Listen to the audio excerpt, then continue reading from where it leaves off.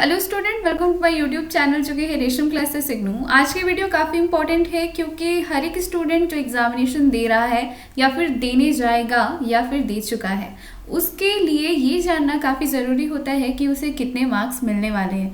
अगर आपको ये बातों का ख्याल पहले ही हो जाए, यानी आपको ये बातें पहले से ही पता हो जाए, तो आपको आपके एग्जामिनेशन में अच्छे मार्क्स लाने से कोई नहीं रोक सकता। क्योंकि काफ़ी लोग आपको बहुत सारी चीज़ें बताते हैं, लेकिन एग्ज़ाम से पहले आपको ये चीज़ें जाननी काफ़ी ज़रूरी रहती है। पासिंग मार्क्स, आज मैं सिर्फ पासिंग मार्क्स के बारे में नहीं बताऊंगी, मैं आपको बहुत सारी चीज़ें बताऊंगी सिर्फ एक वीडियो के माध्यम से कि आपको कितने वर्ड्स लिखने चाहिए और कितने वर्ड्स कितने पेपर में आ जाते हैं। और उसी के साथ अगर आपका पेपर 70, 100, 50 कितने भी मार्क्स का हो तो उसमें आपको मिनिमम क्वालिफाइंग मार्क्स क्या है, ये सारी चीज़ें जाननी काफ़ी ज़रूरी है। और एक बात कि क्या आपके पेपर के मार्क्स आपकी कैटेगरी पे डिपेंड होते हैं, क्या आपके पासिंग मार्क्स आपकी कैटेगरी पे डिपेंड करते हैं, ये भी हम जानेंगे। तो सबसे पहले शुरुआत करते हैं इसी बात के साथ कि क्या कैटेगरी हमारे पेपर के मार्क्स को डिसाइड करती है इग्नू में। तो दोस्तों, अगर आपको ये वीडियो का पूरा कंटेंट सही लगा तो प्लीज़ आप वीडियो को लाइक कीजिए और इसे ज़्यादा से ज़्यादा लाइक ज़रूर कीजिए ताकि बहुत सारे स्टूडेंट को इस वीडियो के माध्यम से हेल्प हो सके।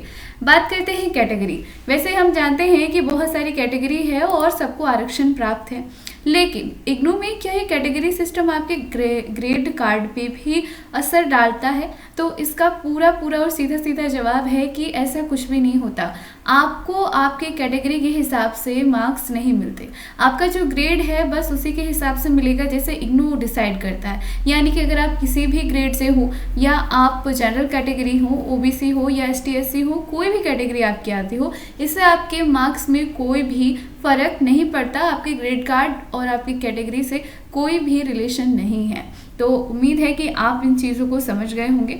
नेक्स्ट है कि यहाँ पे पासिंग मार्क्स सभी के लिए इक्वल ही है, यानी आपको आपके पेपर में पास होने के लिए जितना एक जनरल वाले के लिए ज़रूरी है मार्क्स, उतना एक एसटी एससी कैंडिडेट और ओबीसी वाले कैंडिडेट के लिए भी ज़रूरी है। तो आई होप सो कि आपको ये पॉइंट क्लियर हो गया होगा। नाउ हम बात करते हैं कि अगर आप पास होना चाहते हैं, प्रैक्टिकल एग्जामिनेशंस की बात करूं और हमारी थ्योरी पेपर, तो first of all theory paper की बात करते हैं। जैसे कि आप थ्योरी पेपर 100 मार्क्स का देने जा रहे हैं और आप मास्टर डिग्री के हैं। अगर आपका प्रोग्राम मास्टर डिग्री का हो, चाहे वो कोई भी हो, प्रैक्टिकल या फिर नॉन प्रैक्टिकल, आपका अगर मार्क्स 100 मार्क्स का अगर आपका पेपर है, जैसे कि मैं आपको दिखाना चाहती हूँ, ये आपका प्रीवियस ईयर क्वेश्चन पेपर है और मैंने एक क्वेश्चन पेपर सिलेक्ट करा है जिसका पासिंग मार्क्स है यहाँ पे मतलब टोटल मार्क्स है ये अपना 100 नंबर का, ठीक है। 100 नंबर का आपका पेपर है तो आपको इसमें से कितने मार्क्स लाने चाहिए? तो आपको 40 नंबर लाना होगा। ये आपका मिनिमम क्वालिफाइंग मार्क्स है। आप इससे ज़्यादा भी ला सकते हैं, आप टॉप कर सकते हैं, बट ये मिनिमम 40 मार्क्स है अगर आपने अपना पेपर दिया है या फिर आपकी तैयारी महज 50 या 60 नंबर तक की है। तो मैं आपको एश्योरिटी देना चाहती हूँ कि अगर आप 40 नंबर ले आते हैं तो आपका पेपर पास हो जाएगा। यहाँ पे बात करूँ मैं बैचलर डिग्री के बारे में, तो जो भी स्टूडेंट बैचलर डिग्री के हैं, पहले उनका मार्क्स 35 था पासिंग मार्क्स आउट ऑफ 100, लेकिन अब 40 नंबर आपको लाना होगा अगर आप 100 नंबर का पेपर दे रहे हैं। तो अगर हम बात करें अदर पासिंग मार्क्स की, यानी कि अदर जितने भी प्रोग्राम हैं, आप ग्रेजुएट हैं, सर्टिफिकेट प्रोग्राम कर रहे हैं, कोई सा भी प्रोग्राम आपका है, अगर आप 70 मार्क्स का आपका पेपर है तो मिनिमम आपको 25 मार्क्स लाने होंगे, तब आप पेपर को क्वालिफाई कर सकते हैं। ये अगर आपका 50 नंबर का पेपर है तो ये मार्क्स आपका 20 मार्क्स का हो जाता है, यानी आप 20 नंबर लाओगे तो आप पास कर जाओगे। ये रहा सारे का सारे डेटा। अब मैं बात करती हूँ कि आपके फाइनल जो आपका ग्रेड कार्ड है, जब आपने अच्छे से अपने एग्जामिनेशंस को पास कर लेते हैं तो आपका ऑल इन ऑल कुछ इस तरीके से ग्रेड कार्ड दिखता है। इसके बारे में मैं आपको डिटेल से बताऊंगी और दिखाऊंगी कि किस तरीके से आपको ये ग्रेड कार्ड पहुंचते हैं। तो इसके बारे में मैं अदर वीडियो में चर्चा करूंगी। फिलहाल मैं आपको बता देती हूँ ग्रेडिंग सिस्टम। जैसे कि आपने देखा होगा कि कुछ इस तरीके से ग्रेडिंग सिस्टम है। मैंने कई दफ़ा आपको बताया है 30% वेजेट लिया जाता है असाइनमेंट से और 70% आपका लिया जाता है थ्योरी पेपर से और उसका सम टोटल किया जाता है। कुछ इस तरीके से आपके ग्रेड बनते हैं। तो आपको कौन सा ग्रेड चाहिए कमेंट सेक्शन में ज़रूर आप लिखना, A B C D E कौन सा ग्रेड और आपको इस बार कौन सा ग्रेड मिलने वाला है एग्जामिनेशंस में, आप इस चीज़ को ज़रूर कमेंट सेक्शन में लिखना कि आपका एग्जामिनेशन कैसा रहा। ये सारी चीज़ें आपकी परसेंटेज पे।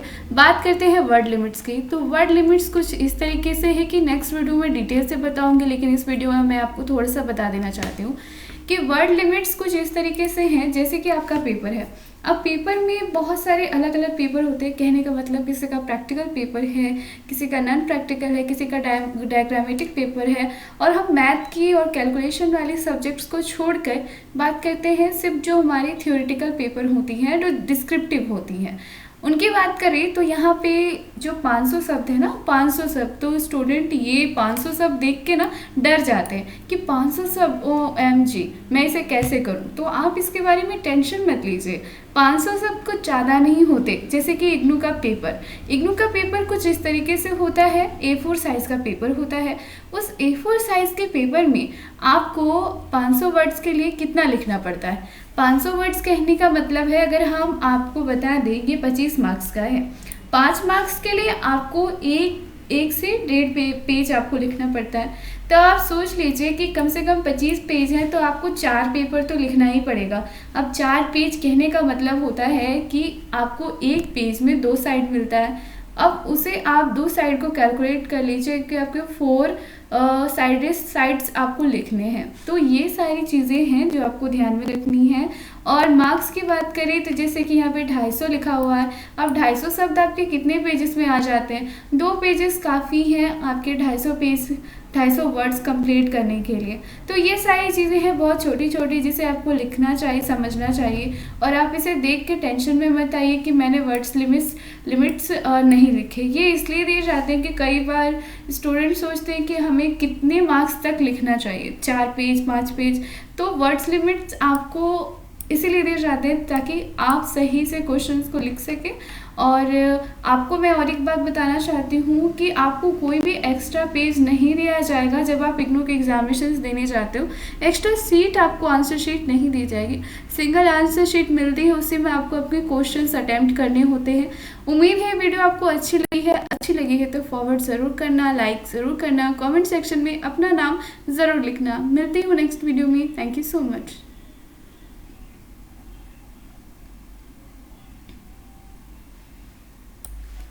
और जी हाँ, एक बात और इसी के साथ आपको बताना चाहती हूँ कि 50% का एडिशनल डिस्काउंट चल रहा है नीरज बुक्स, जो कि इग्नू के हर एक स्टूडेंट के लिए बहुत ही अच्छी बुक है। अगर आप इसे पढ़ोगे ये आपको काफ़ी फ़ायदेमंद लगेगी, क्योंकि ये काफ़ी हेल्प करती है आपको आपके मार्क्स को इम्प्रूव करने में। इसमें सारी चीज़ें इतनी अच्छे से आपको दी हुई रहती है, चाहे वो सॉल्व पेपर हो या फिर आपके पास इस बुक की बात करूँ तो काफ़ी अच्छी है, क्योंकि ये आपको काफ़ी कम समय में अच्छे से प्रिपरेशन करने के लिए एक अच्छा सा सपोर्ट देती है।